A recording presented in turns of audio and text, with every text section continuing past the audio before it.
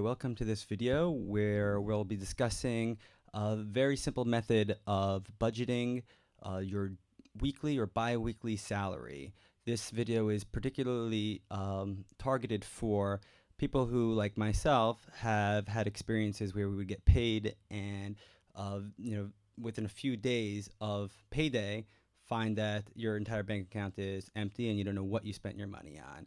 And in order to get a better handle on my personal finances, I've developed this simple method, and I hope that after this demonstration that I'm about to make with this video, if you think that it can help you, I'll be more than happy to invite you to download this little file that we have over here that you'll find in the comments below, and see if you can balance your finances using this method. If not, there are other programs, and this is not made for everyone, but it worked for me and maybe it will work for you. So let's get started.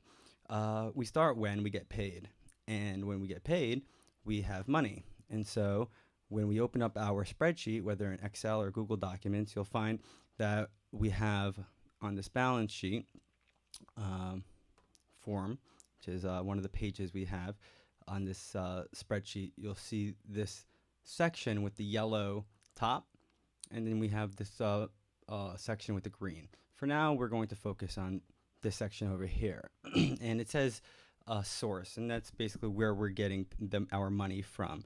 So let's just enter in, let's say X, Y, Z Corporation. That's where we get paid. Let's say our salary is $1,000, and the date we got paid was January 1st, and the details is, let's say, salary.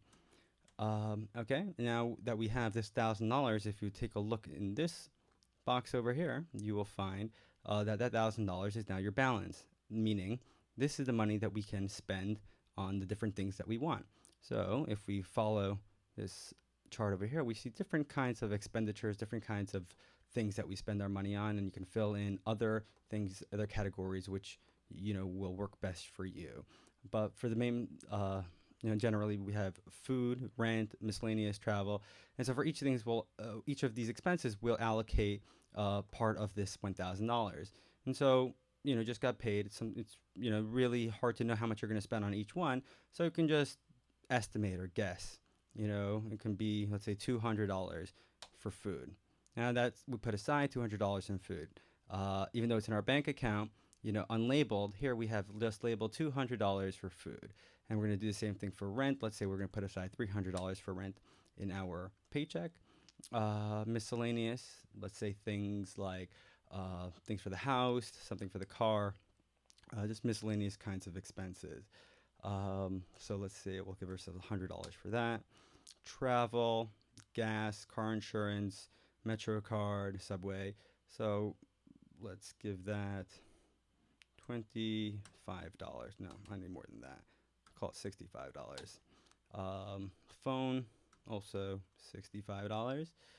Leisure, and everybody has their own leisure expenses in whatever it is. So I'll put aside, let's say, $60 for leisure.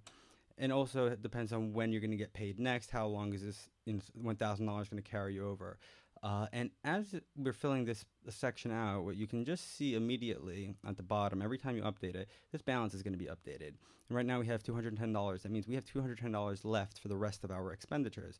So we have here our debt, and really that's about it. So, let's pay a lot of debt off right now, because we were being so financially responsible. We're going to give ourselves $210. And these are the amounts of which is going to be allocated for the expenses that we're going to pay, that we're going to buy.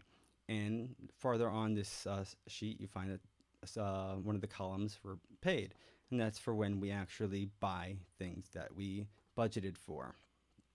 And also, automatically, this balance column gets it gets automatically updated, so that we put aside, let's say, $200 for food. We paid $0 for it. We can still spend another $200 as you spend money, and that will be the very next thing we're going to discuss. Spending money, we're going to see in this balance section how it actually updates. So let's go shopping. So on this second sheet over here, you'll have our general ledger, and you have a few different columns over here, and we'll go through it, I guess, one at a time. First, obviously, the date. So we go shopping on January 1st because we just got paid, and the vendor that I just went to, let's say Target, and I had to get some cleaning supplies for the house, so I spent $40 at Target. Then I went to 1-1, I went shopping food, so I went to Food Mart, and I got, let's say, some shopping for the house, $90 for the house. So now 1, 2, what other things do I want to spend money on? Maybe gas for the car, and that will put into travel. And we spend $50 there. So just as we update this and as we you know, enter in our different expenses right away, when we go to the balance sheet, we can see that being updated as well. So here by food, $90 we spend at Food Mart, and so we see we have $110 left for our food budget until the next time we get paid. And also we see in this box right here, what am I doing here? Edit, undo typing, voila. Okay, excuse me.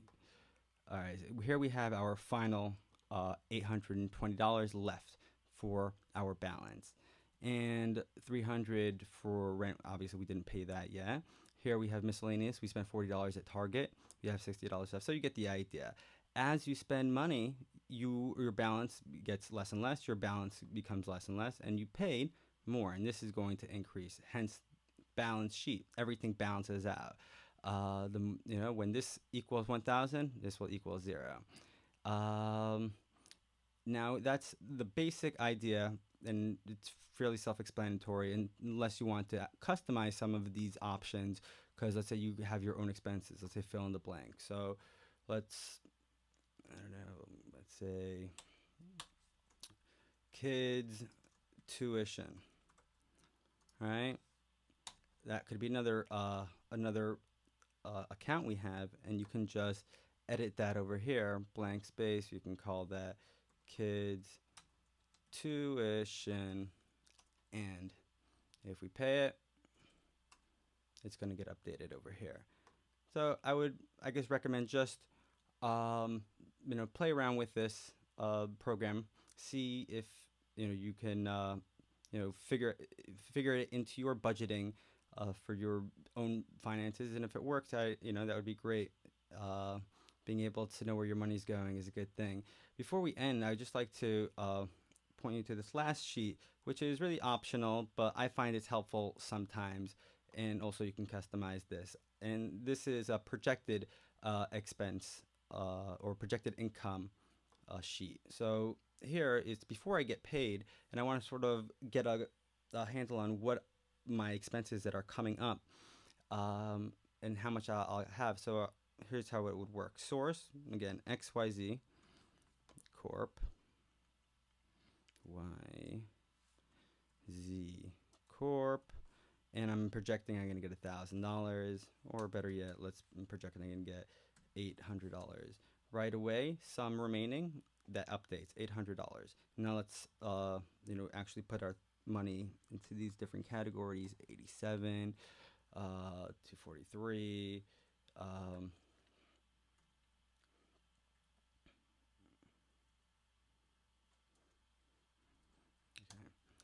so there's just some random numbers for these things. So that's the idea. If you have any questions or comments, please leave a note down below in the comment section. If you like this video, please give it a thumbs up. You can share it with your friends, and I hope this is very helpful to all of you out there. So thank you.